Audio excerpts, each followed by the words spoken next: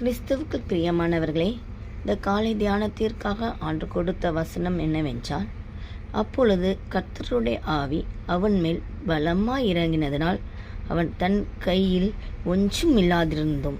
பிரியமானவர்களே, இந்த வசனத்தில் சிம்சோனை பற்றி சொல்லப்பட்டிருக்கிறது.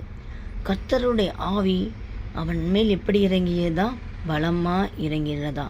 இறங்கும் பொழுது அவனிடத்தில் ஒன்றுமே இல்லாமல் இருக்கும்போது அந்த ஆட்டுக்குட்டி எப்படி போட்டானா? கிழித்து போடுகிறது போல அந்த சிங்கத்தை என்ன செஞ்சானா? கிழித்து போட்டானா.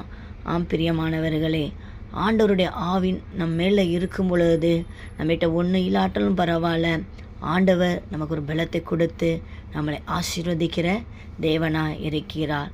பிரியமானவர்களே, கர்த்தருடைய ஆவியை நாம் எப்பொழுது வாஞ்சிக்க வேண்டும். பரிசுத்த ஆவியானவர் மேல் ஒரு வாஞ்சையோடு இருக்கும் பொழுது அந்த ஆவியானவர் நம்மளை நிரப்பி நம்மளை பயன்படுத்துகிற தேவனாய் இருக்கிறார்.